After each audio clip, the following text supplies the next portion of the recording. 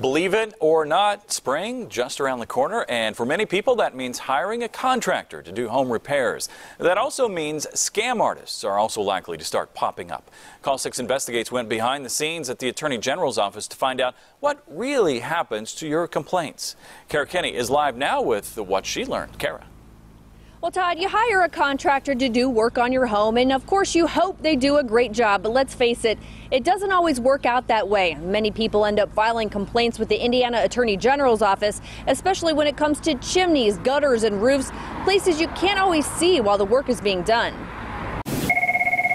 At the Indiana Attorney General's office Consumer Protection Division, the phones ring off the hook with gripes about contractors. We receive over 10,000 complaints annually in the Attorney General's office for our consumer hotline. We receive a lot of complaints about roofing fraud, contractor fraud. Director Richard Bramer says part of the problem is people hire before doing research. When you need a contractor, you usually need them quickly, especially if it's for a home repair. And when you get into a rush, sometimes you can be taken advantage of. So what happens when a complaint is filed? And it's referred to one of our consumer mediators who are in the row behind us. They first investigate the complaint. They try to mediate the problem and resolve it if possible. But if the contractor doesn't respond, the complaint is often closed. Bramer says don't be discouraged.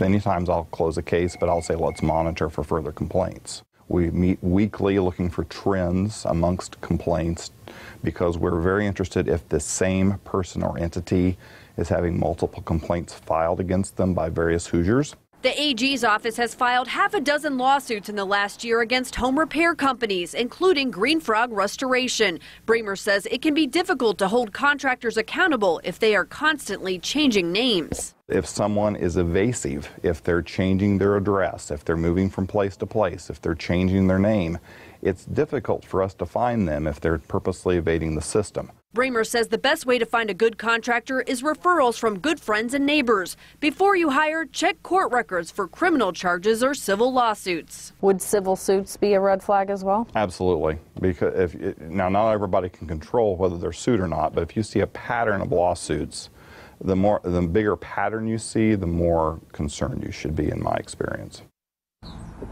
And we're working on a story for the News at 11 about a Greenwood homeowner who says he lost his life savings because of a home improvement contractor. We'll tell you what we uncovered about that contractor, things that homeowner now says he wishes he knew before he paid up. We're live downtown. Kara Kenny, RTV 6.